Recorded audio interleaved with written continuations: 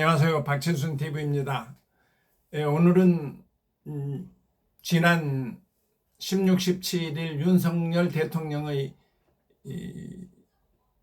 일본을 방문하여 일본 수상과 했던 여러 가지 한일 관계 개선을 위한 조치에 대해서 두 번에 걸쳐서 여러분과 함께 말씀드리고자 합니다. 첫 번째 테마는 한일 두 정상의 관계 개선 조치와 역사적 배경에 대한 것입니다. 윤석열 대통령이 3월 16일, 17일 양일간 일본을 방문하여 기시다 후미오 일본 총리와 회담을 하고 한일 간의 갈등을 이어왔던 다양한 문제를 다루었습니다. 한일 정상회담에서 다룬 문제는 한일 과거사 문제, 지소미아 복원 등 안보 문제, 수출 규제 해제로 인한 경제 문제와 향후 미래 세대를 위한 교류 확대 방안 등을 들 수 있겠습니다. 이번 윤석열 대통령의 방안은 지난 6일 윤석열 정부가 발표한 강제징용 피해자 지원 해법이 국민과 매스컴의 중요한 쟁점이 되었을 때와 시기를 같이 합니다. 모든 국가가 국경을 접하고 있는 나라들과는 늘 크고 작은 분쟁이 많이 발생합니다. 이런 분쟁은 때로는 전쟁으로 치닫기도 하는데 인간사에서 가까운 이웃이 먼 사촌보다 낫다는 말은 국제관계에서는 통하지 않는 표현인 듯합니다. 지금 현재 우크라이나와 국경을 접하고 있는 러시아가 2022년 2월 24일 우크라이나 전역을 폭격하면서 시작된 전쟁이 1년 이상 계속되었으나 그 끝을 알 수 없으며 우크라이나군과 러시아군의 합계 사상자가 30만 명을 넘어설 거로 추정한다고 합니다.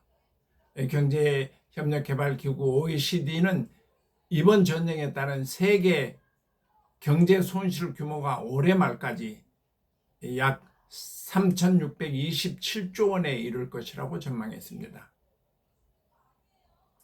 멕시코 사람들은 불쌍한 멕시코와 하나님에게서 너무 멀리 떨어져 있고 미국과는 너무 가깝다. 스페인어로 말하면 pobre 멕시코, tan lejos de Dios, tan cerca de Estados Unidos라고 말합니다.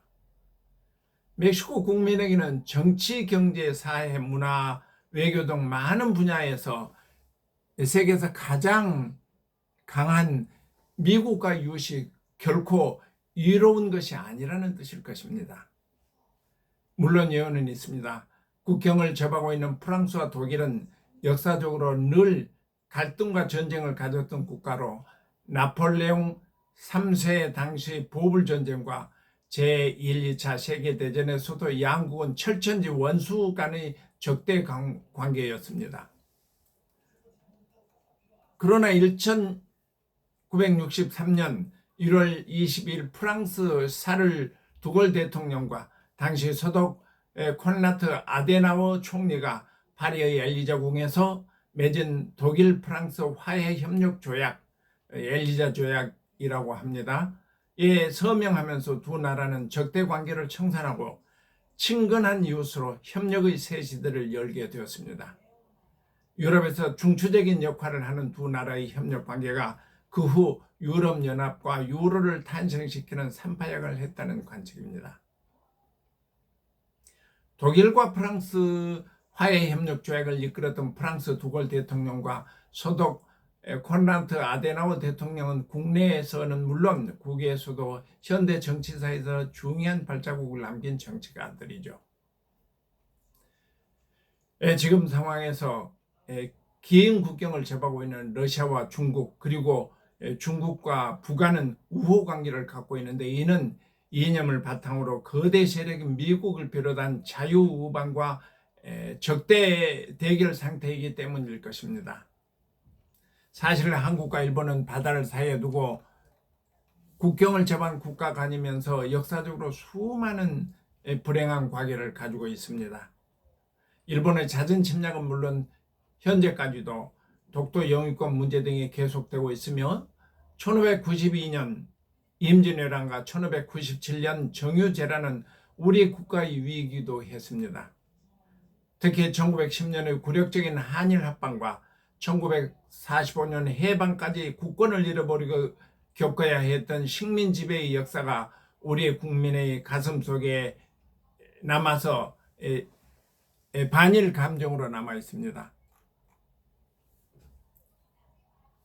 한일 관계의 개선은 오래의 식민지하의 고통을 겪은 후 이승만 정부 이후 이승만 정부에는 다뤘습니다만은 일찍부터 시도되긴 했지만 본격적으로 해방 후 20년 후인 1965년에 박정희 정부 시절에 실현되었습니다. 1965년 6월 22일 일본 동경에서 한국과 일본 대표들이 서명한 한일 기본조약, 으로 공식 명칭은 대한민국과 일본 간의 기본관계에 관한 조약이었습니다.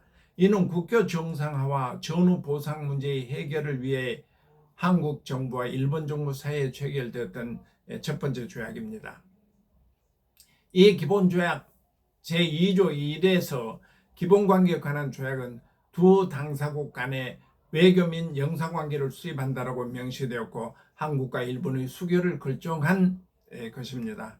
제2조 2의 대한민국과 일본 간의 재산 및 청구권에 관한 문제의 해결과 경제협력에 관한 협정이라고 긴 제목은 이 협정에서 일본은 조선에 투자한 자본과 일본인의 개별 재산 모두를 포기하고 3억 달러의 무상 자금과 2억 달러의 차관을 지원하고 한국은 대일 청구권을 포기한다는 것이었습니다.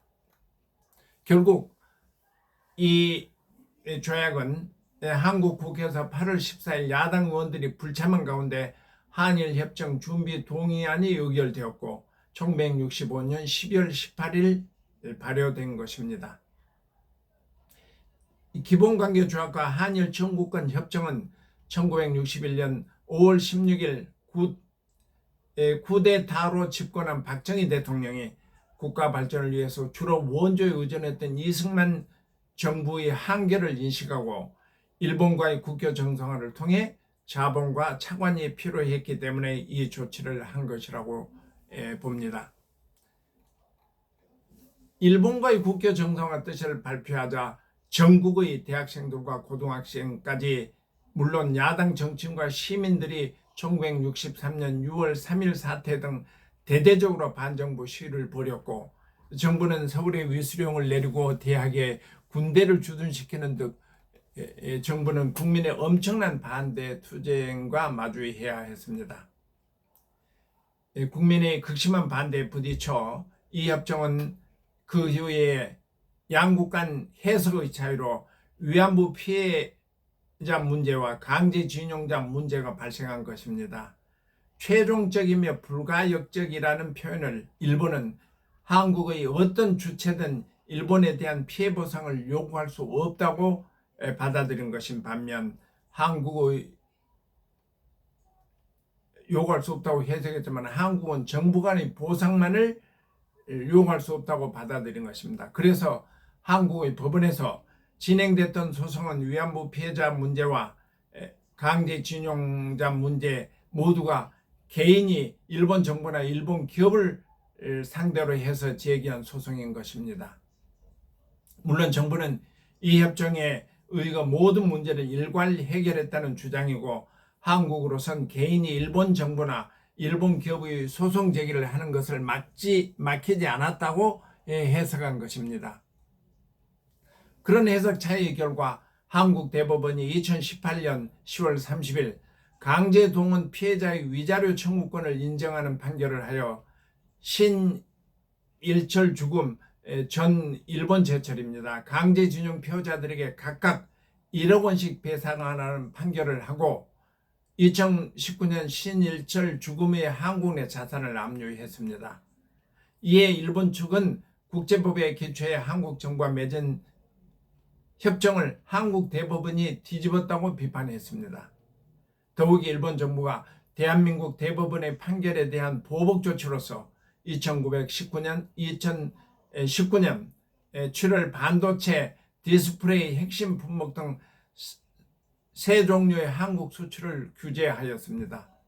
이어 8월에는 한국을 수출 화이트리스트, 화이트 리스트는 백색 국가라고 해서 수출 절차 관소와 혜택을 주는 안전보장 우호국에서 제외하였고, 이에 따라 한국 정부도 일본에 대한 대응으로 수출을 일본 수출 우대 국가에서 제외했다고 발표했고, 한일 군사정보보호협정 즉 지소미아라는 것을 1919년 8월 22일 문재인 정부가 일본의 조치 등을 마주하고 이의 유지와 연장이 국익에 실효성이 없다고 판단하여 지소미아를 연장하지 않기로 했습니다. 그때까지 한일 양 정부가 지소미아를 일정 기간 연장해서